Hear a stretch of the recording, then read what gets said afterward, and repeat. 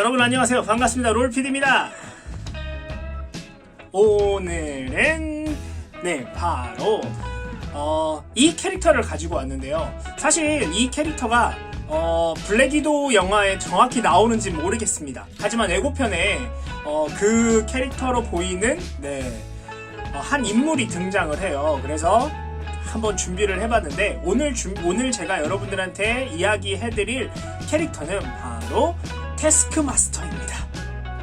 아마 익숙하신 분도 있을 테고요. 익숙하지 않은 분도 있을 거라 생각합니다. 좀 마블에 대해서 관심이 있고 좀 마블에 좀 이렇게 덕후이신 분들은 아마 태스크마스터 엄청 익숙한 이름이고 되게 좋아하는 분도 많으실 것 같은데 일반적인 분들은 아마 잘 모르실 것 같아요. 그래서 오늘 태스크마스터라는 캐릭터에 대해서 말씀을 해드릴 거고요.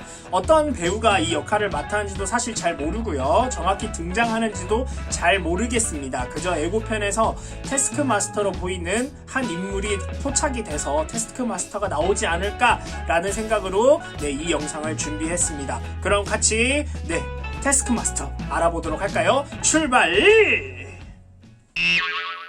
태스크마스터의 본명은 토니 마스터스입니다. 토니 마스터스는 아주 짧은 시간 관찰을 통해서 다른 사람들의 움직임을 복제할 수 있는 능력을 가지고 있었는데요.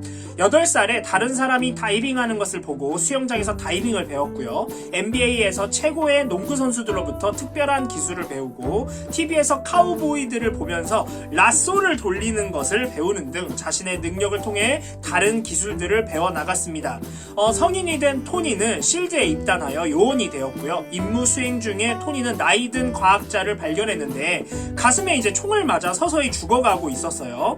과학자가 죽기 전에 그는 토니에게 그의 능력을 향상시킬 수 있는 실험 중인 나치 버전의 슈퍼 솔저 혈청이 들어있는 주사기를 건네주게 됩니다. 토니가 나치의 슈퍼 솔저 혈청을 주입한 후에 남들을 보면서 얻은 기억들이 자신의 기억을 덮어 쓴다는 점을 이용해서 추가적인 힘을 키우기 시작했습니다. 그 결과 토니는 아내와 현장 요원 파트너인 메르세디스 마스터스와 실드까지 자신의 모든 이력을 잊게 됩니다.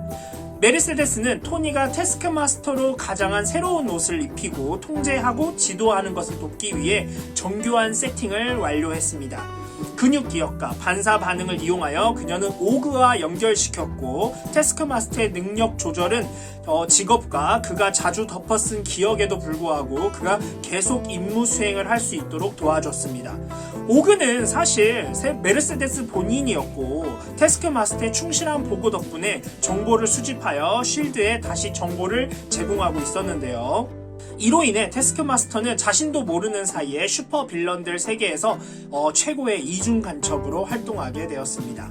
토니는 훔친 돈을 이용해서 범죄자들을 훈련시키면서 작전 기지로도 활용할 수 있는 태스크마스터 아카데미를 세우기로 결정을 합니다. 그는 태스크마스터라는 이름을 사용하고 돈을 지불할 수 있는 모든 사람을 훈련시키게 되는데요. 그가 처음 훈련시킨 사람 중 한 명은 멕시코 서부 미초아칸의 주지사였던 돈 오브 더 데드였습니다. 돈과 그의 부하들에게 연대를 보여주기 위해서 토니는 두개골에서 영감을 받은 마스크를 착용하게 됐는데 이것은 산타 무에르테의 경의를 표하기 위함도 있었습니다. 퍼넬 솔로몬 박사가 솔로몬 정신이상자 연구소를 전선으로 사용했을 때 그는 태스크마스터의 아카데미 자원을 이용하여 셀베라고 불리는 클론을 만들었습니다. 솔로몬 박사가 매우 기중한 희귀한 혈액형을 가지고 있어서 장기 기증을 그 클론한테 요구했을 때 그의 운명을 알게 된 클론은 어벤져스에게 연락을 하게 됐고 태스크마스터는 침입해온 엘로우 제킷, 와스프, 앤트맨을 붙잡게 됩니다. 태스크마스터의 정체가 노출되었고 어벤져스와 싸우게 됐는데요. 그는 어벤져스의 최신 멤버인 로봇 조 캐스터와 싸움 끝에 패배하고 도망을 칩니다. 조 캐스터는 이 바디랭귀지의 표현 부족으로 인해 그녀의 다음 행동을 예측할 수 없었기 때문에 패배한 것이었습니다. 태스크마스터는 학원에서 훈련하는 것 외에도 용병이나 개인 교사로도 활동을 했는데요. 그는 존 워커를 초인활동위원회의 새로운 캡틴 아메리카가 되도록 훈련시켰고요. 커트로드를 훈련시켜서 레드스컬을 대신하여 캡틴 아메리카와 싸우게도 했습니다. 그리고 테스크마스터는 그의 외모를 이제 바꿔가면서 활동을 했는데, 그는 전술적인 방탄복에다가 과거의 해적들을 테마로 한 코스튬을 입고 활동을 했습니다. 테스크마스터는 또한 복제한 무기들을 무기고로 옮기는 것을 그만뒀고요. 또 그는 훈련 교관보다는 용병으로서 왕성한 활동을 이제 시작을 했습니다. 그는 용병 활동을 시작하고 나서 샌디 브랜든버그를 처음 만나게 됐고, 데드풀에 등장을 하는데, 데드풀은 포윈즈를 공격한 것으로 유명해지자 샌디를 개인 빗으로 고용했고, 테스크마스터는 웨이든 윌슨을 주변을 이제 이렇게 주변에서 맴돌면서 주로 시간을 보내게 됩니다. 그러나 윌슨이 이번 사건에 아무런 책임이 없었고, 진짜로 진짜 암살자였던 블랙스완이 데드풀과 그의 친구들을 쫓아오게 됩니다. 윌슨과 블랙스완은 이제 전투를 하게 됐는데, 이제 폭발로 인해서 죽은 것으로 보여졌습니다. 샌디는 치유 능력을 가지고 있고 기억을 잃어버린 사람을 발견했을 때 그가 윌슨임에 틀림없다고 생각해서 그를 집으로 데려왔습니다. 테스크마스터는 샌디의 요청에 마지못해 알렉스 헤이든을 훈련시키는 것을 도왔지만, 용병 경험이 없는 사람이라면 샌디를 더욱 곤란해지게 만들 뿐이라고 생각을 했습니다. 그는 알렉스를 퍼니셔의 물건을 훔치기 위해 그를 고용해서 죽이려 했고, 나중에 살아남은 포인즈에게 알렉스가 데드풀이라고 이야기하기도 했습니다. 정말로 그를 싫어했어요. 샌디가 위험에 처하게 되자 테스크마스터는 헤이든과 그의 친구인 아웃로와 함께 포인즈에 대항하여 싸우기로 선택을 합니다. 알렉스와 샌디는 결국 함께 잤고요. 그것은 테스크마스터를 굉장히 미치게 만들었습니다. 데드풀과 블랙스완이 모두 다시 돌아왔을 때 상황은 더욱 복잡해지는데요. 결국 알렉스와 샌디는 갈라서고, 또 이제 아웃로와 제외하면서 결국 모두 함께 에이전시 X로서 활동하게 됐습니다. 테스크마스터는 문나이트를 제거하기 위해 초인활동위원회에 고용되었는데요. 그는 스펙터의 아파트를 급습했지만 그를 죽일 수 없었습니다. 여기서 스펙터는 문나이트입니다. 스펙터는 문콥터를 조정해서 초인활동위원회의 맨해튼 본부로 직접 날아갔고 공격을 했습니다.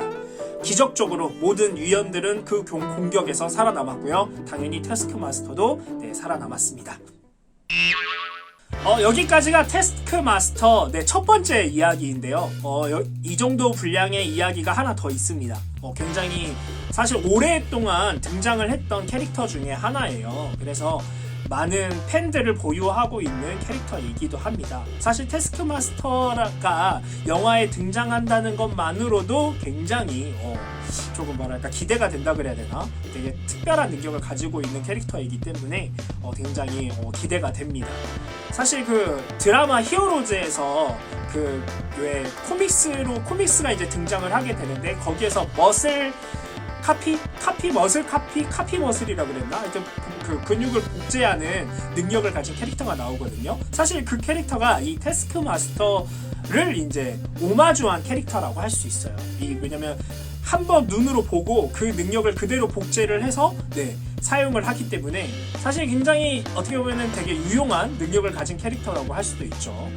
그만큼 이 테스크마스터가 등장을 한다고 하니까 너무나 사실 어떻게 그려질지 궁금합니다. 그리고 코믹스에서도 굉장히 위트 있게 그려지거든요.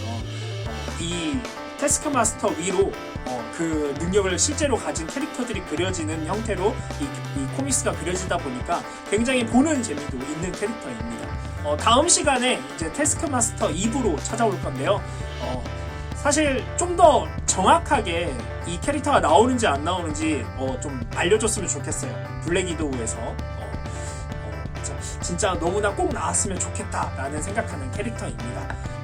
오늘 영상도 재밌게 보셨다면 구독과 좋아요 눌러주시고요. 알림 설정도 해주시면 여러분 너무나 땡큐. 여러분 사랑합니다. 지금까지 롤피디였고요. 다음에 또 다른 영상으로 찾아오도록 하겠습니다. 여러분 안녕.